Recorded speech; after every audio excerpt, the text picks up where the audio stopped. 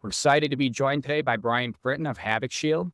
He's the CEO and founder of the company. He's going to share some of his insights on cybersecurity and how it's impacting small businesses.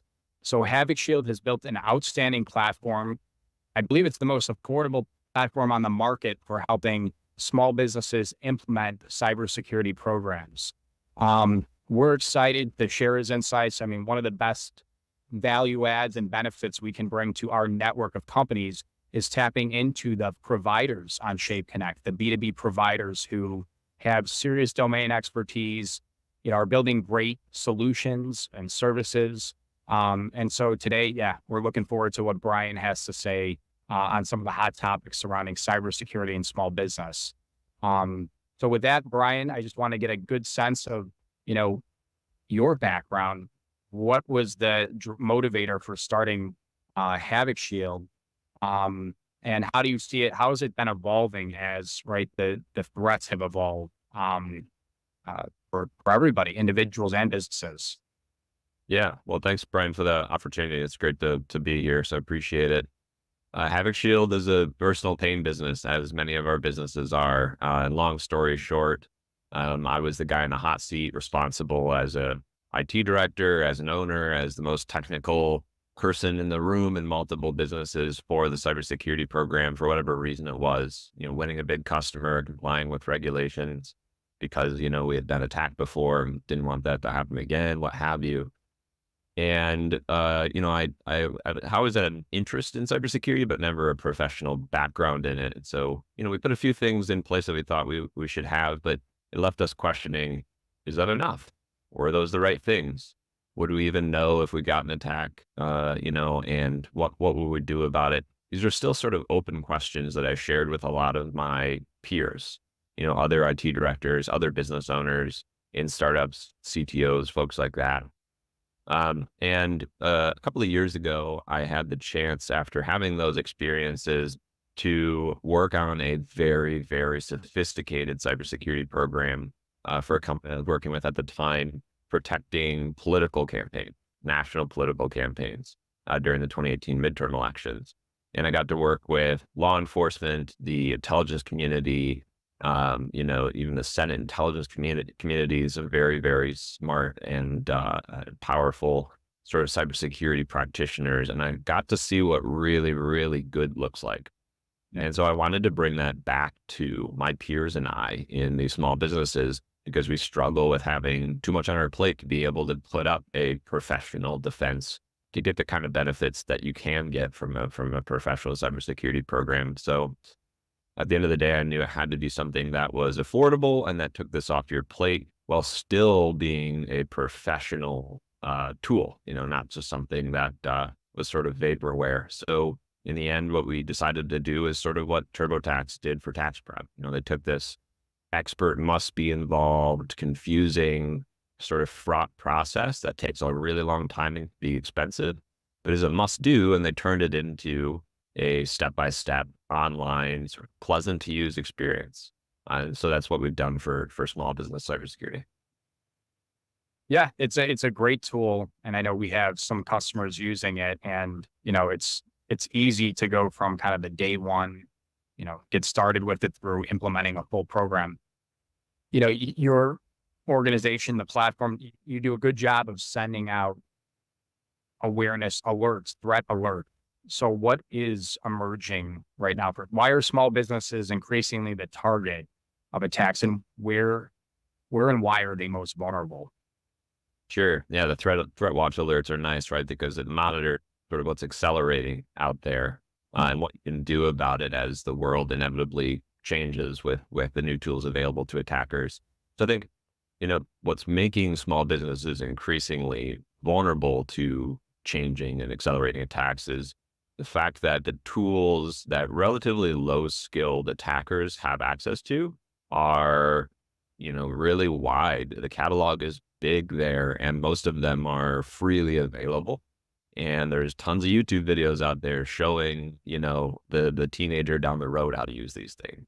It's not all that, you're facing other types of more sophisticated attacks too, but that's just how easy it is for someone to, become a malicious actor these days. And so the types of tools that they can use can very easily scan sort of the internet out there, or, as wide of a target audience as they want for known vulnerabilities. And that's what a lot of small businesses sort of suffer from, is the running infrastructure, either on their computers, on the websites that they have, the software that they're using, even the vendors, that they rely on online. Um, and those pieces of infrastructure have vulnerabilities inherent in them. And if gone, unpatched or incorrectly configured, these software tools can pick that up, and you're going to end up on a list for additional targeting by these malicious actors. And you really just don't want to end up on that list. So because of this world we exist in, where SMBs, don't have the time, the money, the resources to pay attention to cybersecurity as much as I think everyone would like to, and the availability of these tools, that puts them in between a rock and a hard place. I know in the my time, I'm still in the Army Reserve, and cyber training is becoming a much higher. It has been, and it continues to be a higher priority for training requirement. That you know, it's often personnel, the people component, that creates some of the biggest vulnerability. To get attacked. Um, have you seen anything with uh the whole remote work, right? Distributed workforce. People bring your own device, people using their own cell phone, their own computer. Um, what does that open up, and how are you helping to mitigate for, the new environment that everyone works in now? Yeah. So, post pandemic, during the pandemic, we were running our company through the pandemic, and there were a lot of attack techniques and tactics and protocols that were changing because of everyone being at home. And, there's a couple of classes that we noticed that people should be aware of. The first is, there are techniques that our attackers are using, levering the fact that you don't see your coworkers every day anymore. You're not able to walk over to someone's desk as easily to sort of verify what landed in your inbox, an invoice change request, or someone impersonating your CEO, or what have you. So there's just a lot more what you'd call social engineering types of attacks going on. And the bad and good of it is, we have to rely on humans oftentimes to protect against those. There are technical measures that we can and do put in place, things like multi-factor authentication and whatnot. But at the end of the day, you have to, as you went through with the reserve, you have to train appropriately, and you have to test your capability of catching these types of attacks, and you have to have processes in place and tools that support those processes, that allow you to, verify the information or the people that you think you're talking to. So the social engineering attacks are picking up. Secondly, like, this whole world of bring your own device has changed what we call the network perimeter. Right. It used to be, right, that you can sort of feel safe once you're in the office, right? So you can access all the tools that you have there, the servers, the file storage, things like that, without much friction. Since, we're using our own devices, our own networks oftentimes now, that network perimeter has just exploded outwards. And so there's a renewed interest, I think, rightly so, in what you'd call zero trust. But that term is sort of hard to apply to small businesses and this long tail of technology. So, most folks haven't invested there in the space that they need to, in order to protect those personal devices, those personal networks, that people working on those things, and the company data that inevitably ends up on them. Right. Right. So you're right. You bring some capability to the table that helps to secure some of the endpoint, and obviously then the training component, right? Having, staff, team members go through training, or ways to kind of mitigate the instances or the vulnerabilities that come with bring your own device or remote work, everything else. Yeah. And we don't just pair it with, the tools, and we do, right? We help make sure multi-factor authentication is enabled, enforced, configured the right way, that when you have new employees, that they're using it correctly. We've got, endpoint threat protection and device management tools that, will work whether it's a company owned device or it's a personally owned device, without feeling like Big Brother. That's a big thing. But it's also the process and the policy too. So we bring those things to bear as a full package. Right? How do we make sure that, when you get a phishing email or suspicious email, you know what to do with it? And, what are the policies around using personal devices for company data? When's that acceptable and when's it not? So we bring, all three of those things to bear there. Yeah. So I know some people who have come to us that have been concerned about, or their motivation, of course, is around they want their company secure, but also that insurance companies are wanting companies to secure information. So when and why does a company need to get cyber insurance? Yeah. Is that something when you're just getting started only? Do you have to do it when you're a one or two person company? I mean, is there a point where, okay, now we have to do it? I've had that question more than once. Yeah. Yeah. It's sort of a whole new world out there in getting cyber insurance these Mhm. days. My quick answer is absolutely get it. It is not too soon. There's this idea of risk mitigation. That's sort of what we do, right? We mitigate the risks of you being attacked and those attacks being as impactful as they can be otherwise. And then there's this idea of risk transfer, and that's what these insurers do.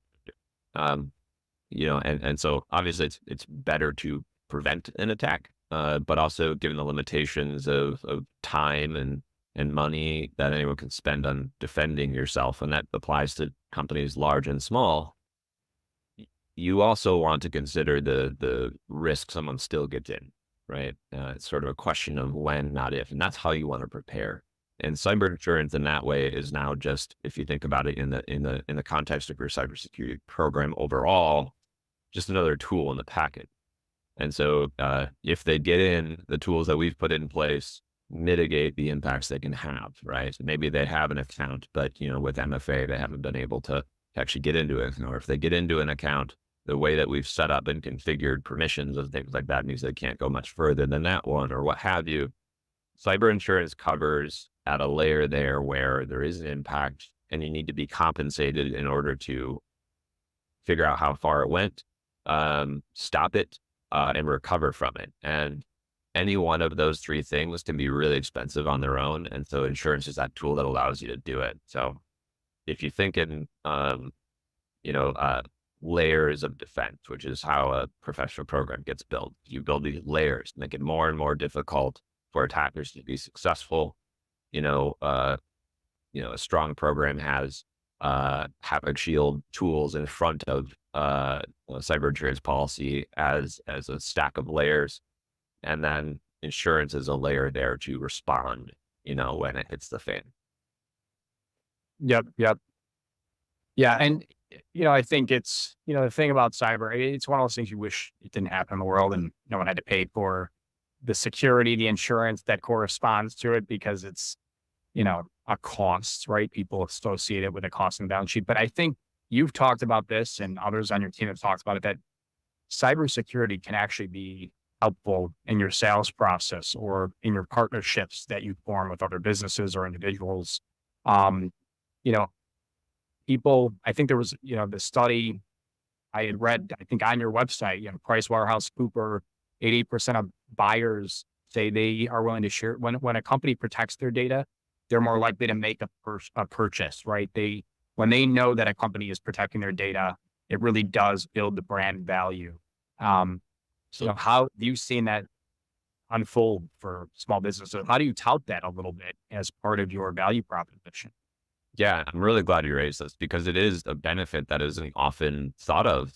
When you think of a cybersecurity program, a lot of folks think of cybersecurity as purely an expense line. And it's not. The fact is that every day we help our clients win big customers.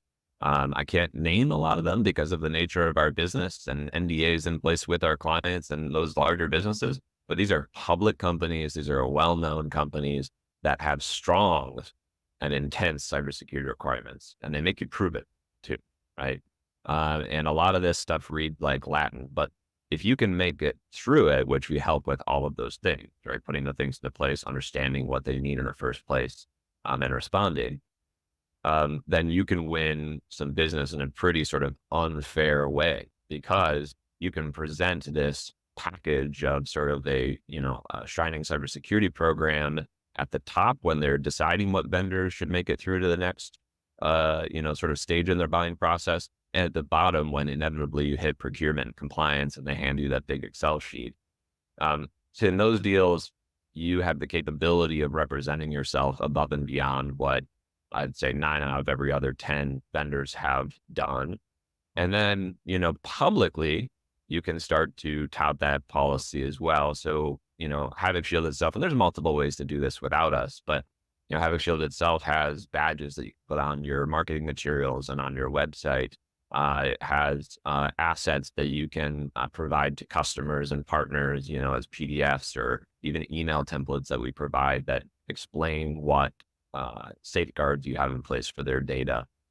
So there's a lot of ways to talk about this from even just a sales mentality that will help accelerate deals and build trust among your customers and partners. Yeah, no, that's great. I think the fact that you provided some turnkey, assets, things that can be shared is it's that much more helpful, makes it that much more easy for a company to get it out there, to let people know that they take this seriously and that, when you work with us, you will be protected. Um, the common question we have for any of our solutions providers, right, on Shape Connect is people want to know, how does it work, right? So working with you or working with Havoc Shield, what does it look like? And then, how long does it take to kind of put in place on average your program? I'm sorry, I didn't catch that last part of the question there. What does it look Yeah. like? Yeah. Well, so, right. I think obviously if in your case, it's easier to show than, and tell. So yeah, definitely share your platform and let us get a peek at what it looks like. And then, how long on average does it take for somebody to kind of put Havoc Shield into place, right? I'm sure it differs by companies, but if you had to Sure. provide an average, what would it be? Yeah. So, similar to how, TurboTax made doing your taxes easier online, we've done the same for SMB cybersecurity. So we follow that, sort of idea quite closely. We start off with a foundation of program that's catered to your industry and your technology. And what I'm showing on the screen here is for the interest of time, I've skipped past a couple of onboarding screens that ask you, what technology do you use? Where's your data held? What industry are you in? What compliance regimes are you subject to? Things like that. Maybe it takes 3 or 4 minutes to complete that. What that does is it gives you a base program. And that's kind of what we're seeing here on the screen. And I left on our little tour here that you can see, because I think it's important that folks see we're educating you how to run your own program too. You could pay us to run your program for you, and we suggest doing that at the beginning to help you kind of get up to speed. But we also wanted to make this something that is self-serve. And so it's really important to us in the experience that you get these types of little tours, right, that can provide you with the access you need to, self-serve. And so skipped past that for now, just so that we can show you the platform. And I'm going to give you the tour rather than the software. But this is our base program, and you can see a number of program tasks in here. If we sort of click the little info icon right here, it tells us exactly what each of these modules or tasks are going to have us do. And they're arranged in a way that prioritizes what we think you should put in place against, best practices out there in the cybersecurity world for your technology, for your industry, for the data that you hold, for what, compliance regimes you might be subject to. But you can sort of move forward in other areas at any time when you're ready to do so as well. And so going through here, I can just, set up one task and kind of complete it for you here to show you how easy it is. So computer policy management, make sure that each of your devices, have a password that's protecting them, that the data on the disk is encrypted in the case it gets lost or stolen, that the computer logs out after so much, time and inactivity, things like that. So if we hit activate task there, you'll see that, hey, I've got my little tour here. I'm going to click out of it again just so that, we can click through it ourselves. Similar to TurboTax, I've got plain language telling me exactly what it is we're going to do here, what tools we're using. I know, right away what I'm getting myself into rather than a bunch of technical jargon.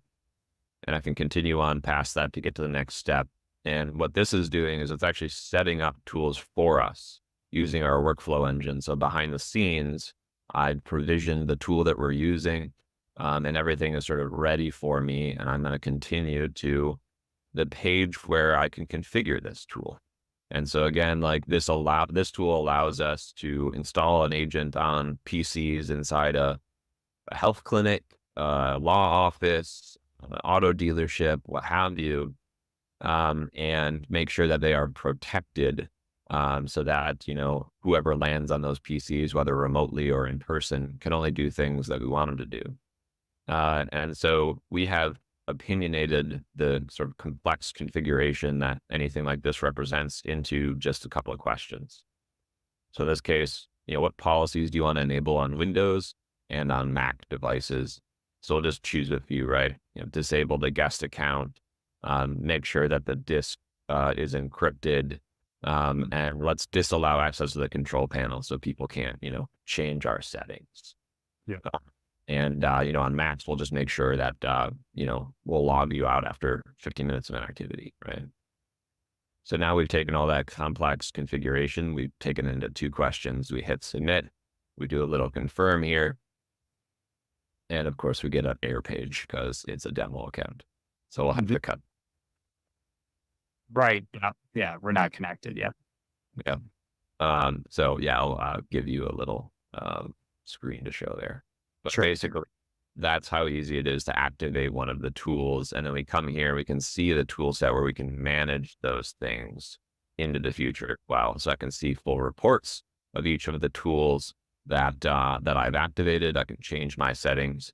And if I'm asked to by a customer, partner, or, stakeholder in the business, I can come here and, sort of walk my own journey and activate various tools throughout the program. I think it's great. Even that policy manager piece, right? The fact that you already have some level of standard good form policies that can be used within a business to get employees understanding all of these acceptable use powers policy, backup and retention, data security, and the fact that you can generate it here, but also do a level of customization. I mean, it's unique. I have not seen it that way. And, it just turnkey, you have a cyber policy, all your policies in place, as soon as you get started with Havoc Shield. Yep. Yeah. And Yeah. it's that simple. Quite easy to generate a new policy. We can see that we can actually publish this policy. We can ensure that all of our employees have to acknowledge the policy when they get an account. We can even share this publicly through a link that we can share with, a customer or a partner, or just put it on the footer of our website. Yeah. Yeah. And it's great that you have, the concierge support too, where if people want to move up to that next level and you need some assistance kind of getting everything done. You have some great team members, right? I had experience with them putting all of this into place. I guess do you see what adaptations, are there any changes or other developments you're seeing as Havoc Shield evolves, the threats evolve? Yeah. So we are very interested in helping folks do a couple of things really well. And that is put the foundational elements of a cybersecurity program in place. So we have and will remain very focused on that, but that changes all the time what those foundations should be based on what types of attacks are happening out there. So as we talked about a bit earlier, there's a lot of social engineering attacks going on. There are a lot of attacks against personal devices holding company data going on. And then there's a lot of sort of adoption of SaaS tools versus, hosting your own Microsoft Outlook, email server, things like that. And so we are developing tools that make working with those modern processes and modern tools a bit easier. One good example is in Q1, we'll be releasing a monitoring tool set, which allows you to sort of attach the various SaaS tools that you use, and it will tell you what's configured and securely. And it will help you make sure that you configure those things securely. So one example is, hey, if you use Dropbox or OneDrive, by default, they allow any of your users to share anything with anybody on the outside. And, that can just, even just by mistake, that can be a pretty big breach possibility fast. So we help you, protect those types of files and those assets by putting in place your common sense defenses and configure those things appropriately. Okay. What is a good place? I mean, I feel like your website has got some great, your blog section, great resources for just kind of getting a handle on understanding more about what's evolving out there, new threats, just kind of baseline cybersecurity understanding. Is there any other resources you recommend for people to plug into? Yeah, so our blog, I'll just be selfish and mention our blog is pretty good. So there's lots of stuff that is specifically designed for SMBs who need to be security aware there. And we take pride in that being, plain language. We're not dumbing it down. We're synthesizing and translating a lot of technical jargon. So you're getting the professional response, the professional, idea of what needs to be done in each of these topic areas. But in a way that you can understand it, if you're just reading it on your mobile phone. Other than that, there's a number of good publications out there. One I recommend is Dark Reading. So darkreading.com. It's a big cybersecurity publication out there that's very well respected, and they do a nice job of bringing a mix between, the everyday things that people should be, educating themselves on and what's happening out there in the world today or projected to tomorrow. Sure.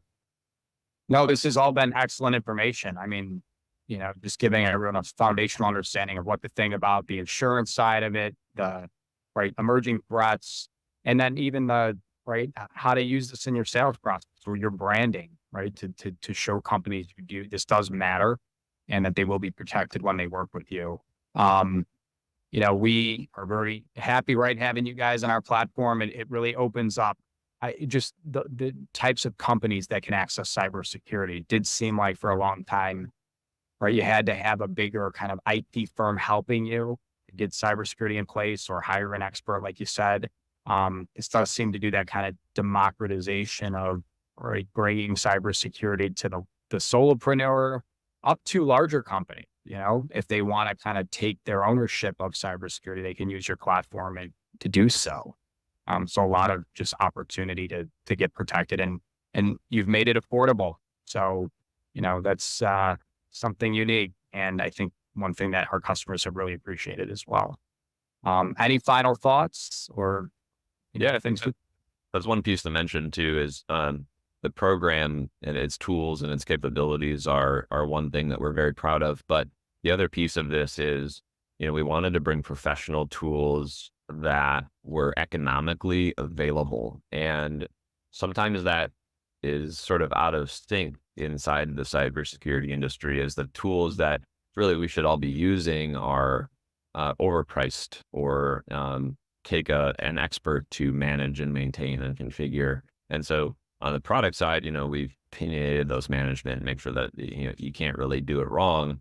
On the economic side, you can depend on us for negotiating with those underlying vendors. We don't hide what vendors we use. We vendors, when we haven't built it ourselves, because, we'll never build a better endpoint, threat detection tool. We'll never build better, cyber awareness training. In those cases, we've partnered, and economically, we have gone to bat for our customers to bring, the expenses, the cost of those down. And at the day, you're getting everything I've shown you here for one price per seat, per month. And so to worry about this tool over there and that tool over there and how much they each individually cost. We've done all that work for you and just funneled it all into, per user. Yeah, it's right. And you've also funneled it into one platform. All those tools are managed in one place, which is great.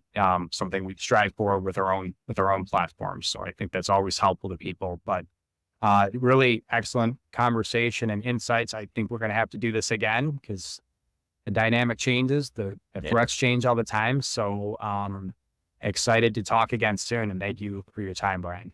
We'll love to. Thanks a lot. Appreciate it.